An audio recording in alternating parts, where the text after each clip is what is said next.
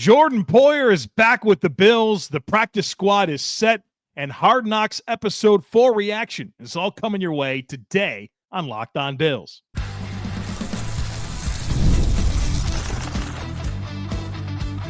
You are Locked On Bills, your daily Buffalo Bills podcast. Part of the Locked On Podcast Network, your team every day. What's up, Bills Mafia? It's Joe Marino, author of the Herd Mentality Substack, co-host of the Locked On NFL Scouting Podcast, co-host of the NFL First Read Podcast, and I'm your host of Locked On Bills. Want to thank you for making Locked On Bills your first listen every day, and a big welcome and shout out to our everydayers. You know who you are. Those of you who never miss a single episode, I appreciate y'all being here very, very much. We are a proud part of the Locked On Podcast Network, folks, your team every day. Today's episode is sponsored by PrizePicks. Download the PrizePicks app today and use code LOCKEDONNFL to get $50 in lineups after you play your first $5 lineup. Well, folks, welcome in. We got quite a bit to do here today. Hard Knocks, Episode 4 is in the books. I got to share some thoughts on that. We have a practice squad, but we start with the big news. And it's the latest reunion of the Bills with a former player. Of course, that being Jordan Poyer. Jordan Poyer came to the Bills in 2017, Sean McDermott's first year. Him, Micah Hyde, Sean McDermott, all part of this renewed organization, right? Culture-changing, foundational elements of what the Bills have become. And he's a great starter for a long time with the Bills. And then, of course, he leaves last year and signs a one-year deal with the Miami Dolphins. And now he finds himself back in Buffalo. And let's be honest, last year didn't go well for Jordan Poyer. Didn't play well. And when he left after the 2023 season, he kind of felt like the age was showing up. And then, of course, last year happened, and here we are in 2025. He's 34 years old, and he's with the team. Now, he's not on the active roster. He's part of the practice squad. So, in some ways, paralleling what happened last year with Micah Hyde. Now, Micah Hyde came in the middle of the year, and there was never any expectation that he would actually play. This feels a little bit different. And Brandon Beane met with the media on Wednesday afternoon and, of course, talked about the reunion of Jordan Poyer and the reunion of Jordan Phillips. And, of course, he talks about the history with both players that have had great impacts for the team, talked about culture, leadership, the ability to mentor the players. You got Cole Bishop, second-year safety that expectations are high for. You got Jordan Hancock, a rookie. Those are important young pieces, and Jordan Poyer will be a benefit to those guys. Go to the defensive tackle position. Jordan Phillips will be a benefit to the likes of TJ Sanders and Deion Walker. And Jordan Phillips even said during his press conference, yeah, me and Deion Walker have the same body type. You're right. You guys are dangerously similar players. So those guys should benefit from having these veterans in the room. There's been a lot of interesting reaction to Jordan Poyer kind of being back in the mix. And I sense some level of disappointment out there. I can't get myself there. I'm not going to lie to you. I can't get myself to the point where I'd be disappointed or perturbed or bothered by this. I don't really see how it could be detrimental. I think it can only be helpful for the development of the young defensive backs. And, you know, Jordan Poyer's been a guy that's shown tremendous leadership and is part of the standard that exists in Buffalo. And I think he certainly comes back understanding his role. Dude, you signed after cutdown day to the practice squad. It's not the same. It's not the same as it was 2-3 years ago. It's a different situation. You have a different role. You saw Micah Hyde do something similar. Now, this is different, though, because it is now. It's late August. It's not the middle of the year. Brandon Beane came out and said, like, they've got to come in and be mentors and all this type of stuff, but there's an expectation that they're going to get themselves to a point where if they need to play, they'll play. Hopefully it doesn't get to that point. Hopefully Cole Bishop's awesome. But if not, you got Jordan Poyer on the practice squad. So it's an interesting situation.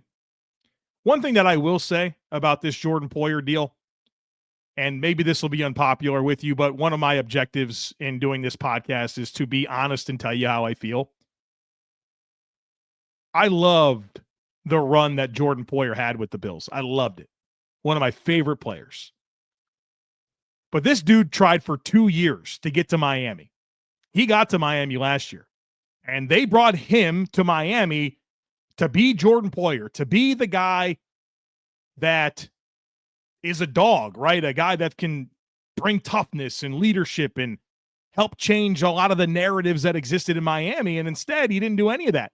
And you've heard him come out and say in the press conference, yeah, even when I was with Miami, I was paying attention with what's going on in Buffalo. And he even talked about in a previous interview how he wasn't going to lay it on the line for his teammates in Miami like he did in Buffalo. And I kind of take exception with that. Obviously, I wasn't rooting for him to be awesome for Miami, but they hired you to go do a job, man. And this is what you did? Doesn't sit well with me. I'm glad he's back. I don't think he's going to not be a net positive to this team. But I do look back on that situation in Miami and the things that he said, and I'm like, what? You tried for 2 years to get to Miami. You got there, dude. And then you just decided that you wouldn't be the guy that they brought you to be there to be? I don't know. Doesn't sit well with me. Maybe that's unpopular. I don't care. I just got to tell you how I feel. I'm glad he's back. I love the run that he had in Buffalo. But I do look back at that entire Miami situation and think, come on, dude, what's that about? Go be the guy that they hired you to be. So Jordan Poyer back. Brandon Beane also gave us, air quotes, an update on Tre'Davious White. Not really an update. He said he's rehabbing as much as he can. They're taking it day by day, not ruling him out for week 1. We know that he didn't practice on Wednesday, and neither did Christian Benford. So hopefully there's not a big concern with either situation, but I'd like to know what the heck's going on with these corners. And I don't feel like we do. I mean, Brandon Beane even kind of said our next injury, our first injury report of the year comes out next Wednesday. That's kind of when I think we'll get a better idea of what's going to happen. So they're keeping that information pretty tight. So if it's not Tre'Davious White in week 1 or for however long, I still wonder who it's going to be. Dane Jackson's back on the practice squad. 28 starts with the Bills since 2020. Dorian Strong started the last preseason game and was the first corner taken out. It's going to be him? And then you have Jamarcus Ingram, who spelled Dorian Strong in the last preseason game that was on the roster last year. I think you could talk me into any one of those 3. So I'm fascinated to see how this plays out.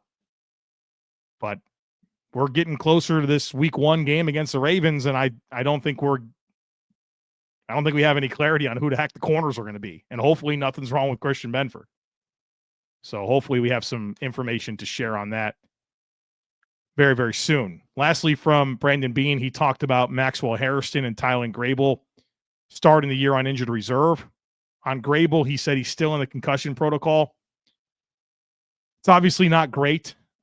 He has been in a non-contact jersey doing things on the field. So that feels like a big leap to feel like you're progressing through the protocol and then all of a sudden you're on injured reserve and you have to miss at least 4 weeks. Maybe this is a stash situation. I'm not exactly sure, but at least it makes me think about that. For Maxwell Hairston, Beane said, look, he hasn't played football in over a month. He has to get calloused up, and they wanted to give him another month to heal and get ready. My expectation for Maxwell Hairston is that we see him after the bye. He's got to miss 4 games, right, due to injured reserve. And then they can open up his 21-day practice window, and the Bills' bye week is week 7. So you miss the 4 games, ramp up, and then come back after the bye. That's predictively what I think will happen with Maxwell Hairston.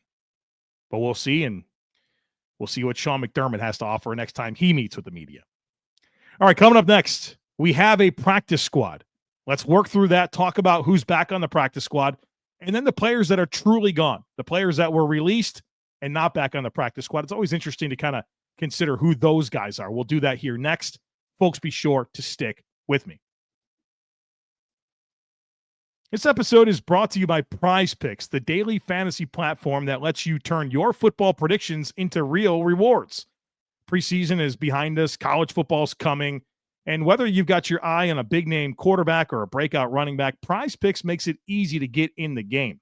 PrizePicks is simple to play. You just pick more or less on 2 to 6 player stat projections. If you get your picks right, you could cash in and win up to 2,000 times your money. I've used PrizePicks for a few seasons now, and I love how simple it is. I can get a lineup in before my coffee finishes brewing. And PrizePicks puts their members first, so all withdrawals are fast, safe, and secure. And I love going into these Bills games and kind of having a feel for, who's going to be featured on the offense, and then getting in on these projections, picking more or less, and seeing if I can't cash out on that. So download the PrizePicks app today and use code LOCKEDONNFL to get $50 in lineups after you play your first $5 lineup. That's code LOCKEDONNFL to get $50 in lineups after your first $5 play. PrizePicks, run your game. Welcome back, folks. We have an important request. Locked On wants to hear from you. We've put together a survey to learn more about our listeners and make your favorite podcasts even better. This is your chance to tell us what you like, what you don't, and answer questions about our advertising. Go to lockedonpodcast.com/survey to get started. Everyone who completes a survey will be entered for a chance to win one of 10 $100 Amazon gift cards. Again, that's lockedonpodcast.com/survey. You can also find a link in the show notes. If you're watching on YouTube, there's a QR code on the screen right now. So check it all out, and we appreciate you for helping us out. We got a practice squad, folks. Well, close to a practice squad. There's one position left, but it's filled up. So let's talk about where this comes together. So first of all, let's acknowledge this. Every player that the Bills waived cleared waivers. So once again, this guy's not going to clear waivers or not going to be able to get him back on the practice squad. It was not a valid concern.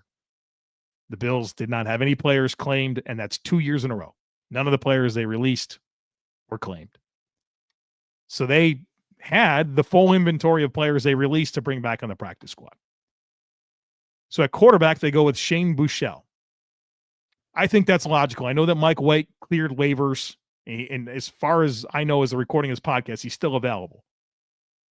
But while Mike White actually is probably a better quarterback than Shane Buechele, maybe I'm wrong about that. Maybe it's closer than I think. But what Shane Buechele is experienced at doing is running the scout team. Your practice squad quarterback, their primary job is to emulate whatever opposing quarterback you're facing that week. Shane Buechele has been doing this, right? It's a good role for him. And he's got enough movement skills that it gives him a chance to replicate some of the dual threat quarterbacks out there. And certainly the relationship with Josh Allen is significant. I think Ronald Curry recently called Shane Buechele Josh Allen's caddy. That's exactly the guy you want as your practice squad QB3. At running back, Frank Gore is back on the practice squad. So despite the really good preseason, despite being the only player this preseason to have 100 yards rushing and 100 yards receiving, back on the Bills practice squad. At tight end, Kaleki Letu. That's it. That's the only tight end that they're keeping on the practice squad for now. And look, it kind of became obvious if you paid attention to the preseason and the order of players getting on the field that Letu was getting on the field before Zach Davidson. So Zach Davidson's not back. And it makes sense. I know that he gained some fans. Of course, he's been part of Hard Knocks. He punted in the last game. He brings energy. He also makes a lot of mistakes. And he's also been trying to make NFL rosters for the last 5 years and hasn't been able to. Did he really need a 4th year on the Bills practice squad?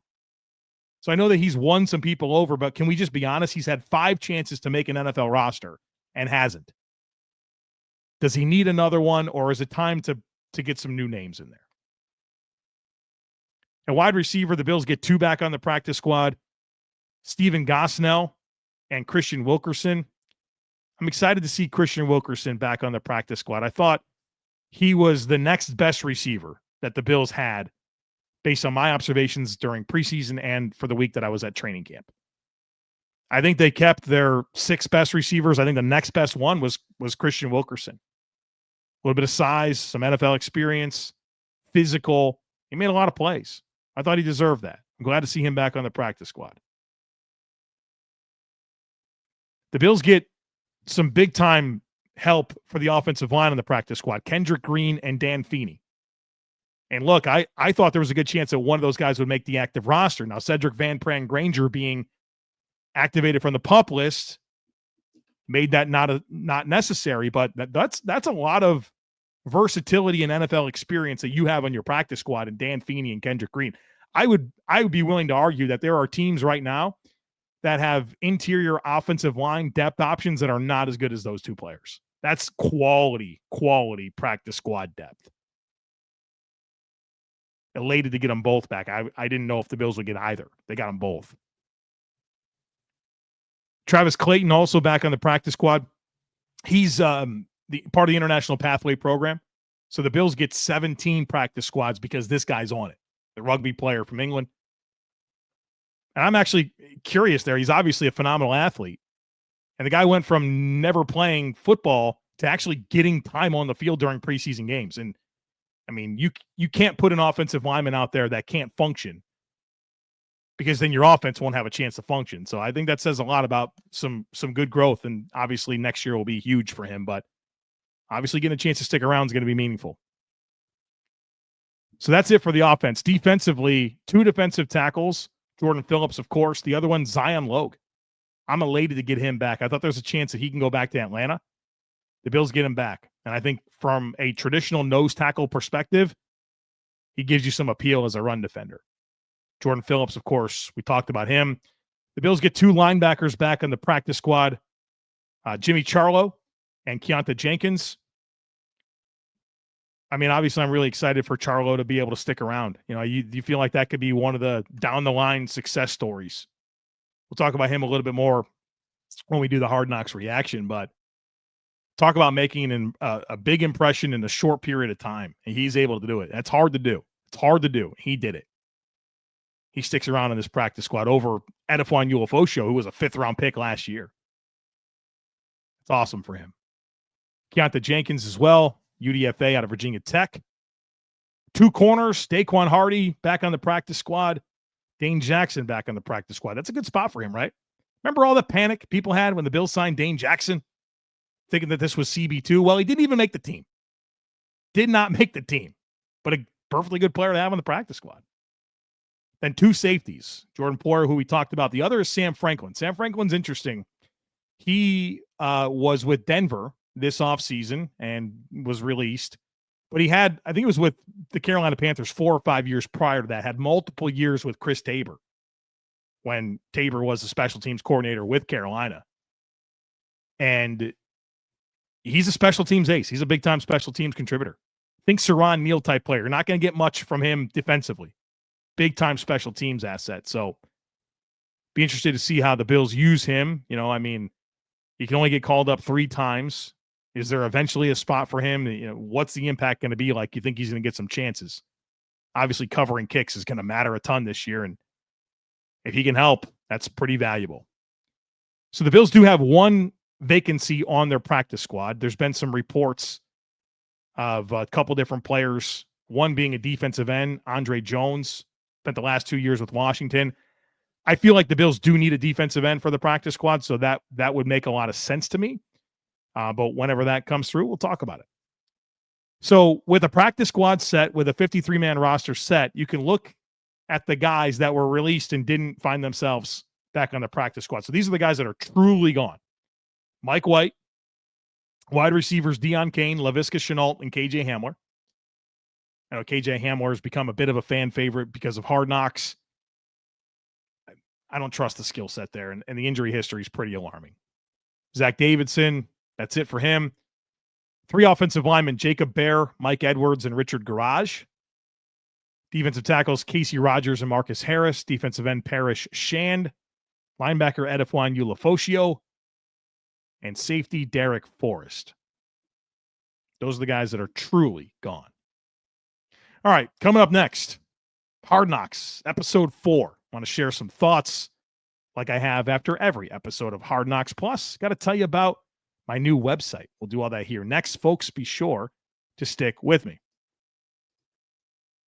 Guys, you've probably heard of Viagra or Cialis. Maybe you've even tried them. But if you're looking for something beyond the usual pill, it's time to meet Rugiet Ready. Rugiet Ready is a next-gen prescription treatment designed to amplify arousal in the brain and boost blood flow. Unlike the usual pills that can take hours, Rugiet's 3-in-1 formula dissolves under your tongue and kicks in fast. On average, in 15 minutes. Effects can last up to 36 hours, so you can stay confident and in control when the moment is right. If traditional options haven't worked, Rugiet might be the answer. Over 150,000 men have already made the switch. So head to Rugiet.com/LockedOnNFL and use code LockedOnNFL to get 15% off today. That's RUGIET.com/LockedOnNFL. Use promo code LockedOnNFL for 15% off. Individual results vary with prescription treatment. Compounded drugs are permitted to be prescribed under federal law, but are not FDA approved and do not undergo FDA safety, effectiveness, or manufacturing review. Please visit the Rugiet website for full safety information. The NFL season is almost here, and FanDuel is making sure you're ready for kickoff with a can't-miss offer right now. New customers can bet just $5. And check this out. If it wins, you'll get $300 in bonus bets to use across the app. I love using FanDuel.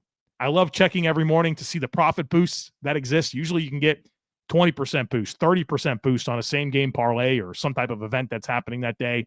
There's a lot of different ways that you can bet. They give you spreads, over-unders, player props. You can build those parlays. You could do live betting. So many fun ways to add excitement, right? That's what I love about FanDuel. It's nice to win a few bucks here and there, but I really just enjoy the excitement that it adds to watching sports. It makes it that much more fun. So if you're ready to play, download the FanDuel app now or visit FanDuel.com to get started. That's FanDuel.com to place that first $5 bet.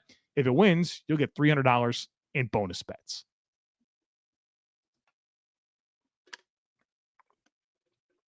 All right, folks, welcome back.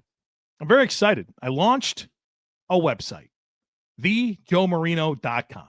There's a link in today's show notes, or you can just go to your browser, thejoemarino.com. And if you've been listening to this podcast for any length of time, you know that I have a lot of things going on. I do 2 other podcasts. One is a daily podcast. The other is a twice-a-week podcast. I have a Substack. I have Subtext. I have a merch shop. I have a Discord. If you want to know more about it, we got the spot that really just lays it all out there for you to see what I have going on. You can learn more about me. You can learn more about my work. thejoemarino.com. Check it out and see all the different things that we offer and get more familiar with what we have going on. Hopefully this will be an asset to you to be able to simplify all the different things that I have going on in my portfolio. So Hard Knocks, episode 4. Only got one more after this. As I've done after each episode, I want to share some thoughts on things that really stood out to me. And let me say, I think the last 2 episodes have just been a lot more interesting. I've enjoyed them a lot more. You've seen a little bit more of a behind-the-scenes look at some things that are going on. You get a little bit more of a feel for the personality. You feel a little bit more of the tension that exists with camp and how competitive it is. So I've really enjoyed the last 2 episodes a whole lot more than the first 2. I've enjoyed all of them as a Bills fan, but I feel like I haven't, at least in those first 2 episodes, I didn't get the gravity, right? The tension that exists with training camp. And I'm starting to feel that more and more, which is exciting. This is my, what stood out to me in some of my favorite moments from this latest episode. I think my favorite moment of the series has been the quarterbacks and the work, what they did with Chris Hess, who is helps them with mechanics. And they do all this digital mapping of their throw sequencing, and it's really advanced information on, what parts of their mechanics are on and where it's falling behind and all that type of stuff. And it was really cool to see Chris go through it with the different quarterbacks and, hey, these little tweaks here and there that, are going to make you more efficient. And it was really cool to see him interacting with Josh Allen and talking about how if something needs to be tweaked with Josh Allen, he can figure that out in 2-3 reps, where some guys might take days, weeks to make those types of adjustments. Super cool to see. And really the Mitchell Trubisky part was awesome as well, where he had a lot of high praise for Trubisky and some of the improvements that he's made and some of the efficiency that he's developed with his motion. And then you heard Brandon Beane talk about how, look, he's just been more confident this year. And I think we can feel that. I think Trubisky's actually been a lot better, at least in the preseason, than he's been in the last years. And so I'm not like getting crazy here, but maybe you feel a little bit better about this guy as the QB too. But that whole skit or that scene was just awesome. I enjoyed the Sean McDermott pieces again this week. You got more of a sense of his style, his leadership, his accountability. You saw him talking about, during the practice, you kind of had to discipline the team. They had a false start, and he's like, we're averaging 2 a day for the last 17 practices, and made them run. It was like kind of interesting to see that part of Sean McDermott. And then I really enjoyed his speech before the last preseason game where he's talking about like how their identity is so much more than just being a football player, which I thought was a really cool message, and just encourage guys to go for it and put it all out there. And, it felt inspiring to me. It was also kind of cool to see a little glimpse of his relationship with James Cook. You can look at Sean McDermott and think he's kind of rigid or whatever, but during the preseason game, he's making jokes about James Cook not having rhythm in his dance moves and saying, hey, stick to running the football. Like that's kind of speaks to the playful nature that Sean McDermott has with his players that I don't think we always get a good feel for. Obviously the KJ Hamler stuff was really cool. And he's had a real struggle, right? With a lot of different health stuff. And for him to be on the practice field and just like saying in his mind, whatever, ACL tear, the heart condition that he had, whatever, all these different things. And like, just seeing how that fuels a person, you could look at these guys as, okay, it's KJ Hamler. He wears this jersey number. He's this size. He plays this position. He has these skills. And you lose the humanity of what's going on. And I think with KJ Hamler, it was kind of cool to see him really internalize and fuel his story to, try to put his best foot forward. The Zach Davidson skit was really cool to kind of see a little bit more of him. The bike riding that he does, I thought was interesting to get a chance to look at. The Jimmy Charlo stuff was incredible. Seeing what he's done, right, to maximize his opportunity to, he's not leaving the facility at all. Basically, he's staying there and putting in every minute that he can to try to catch up. He of course, he's a late camp signee. He's behind, and he's, obviously doing everything within his power to try to catch up. And that led him to a practice squad opportunity, which was super successful, right? That's awesome for him as a guy that was a UDFA of the Jets, tears his ACL. He's been sitting around for months, finally gets a call with the Bills. And he said, you know what? I'm laying it out there. I'm going to do everything I can. And boy, he sure has. And look at him. He's on the practice squad. But how about the spelling bee? So a spelling bee breaks out. Deion Dawkins is presenting words. And boy, there's some embarrassing moments. Brad Robbins trying to spell liaison. Yikes. LaVisca Chenault was trying to spell hallucination. And I mean, come on, man. That was kind of bad. You had Tylen Grable try to spell onomatopoeia. I give him some grace there, but I'm a little bit surprised at where it went. So that was kind of like, yo, guys, you guys got to sound it out, man. These are some tough words, but the way they were trying to spell these words was just like, have you ever seen these words? Shout out Curtis Samuel because he could spell appetite, and Frank Gore Jr. Correctly spelled neighbor. So shout out to those guys for not looking as bad as Robbins and Chenault and Tylen Grable. All right, folks, there you have it. Hard Knocks reaction, Poyer's back, practice squad, all the things here. Excited for the rest of the week. We'll get herd mentality in for sure to close things out, and then it's going to be here week 1. You know what we do. If you haven't been an everydayer in the past, welcome. I'm excited for you to be here, and I'm excited for you to see how we attack these game weeks. And it won't be long until we're in that rhythm. You guys know what it is. Don't miss it. Make sure that you are subscribed. Would love it if you took a second to rate, review, and share the podcast. Have a great rest of your day. Go Bills. Look forward to catching up with you again real soon.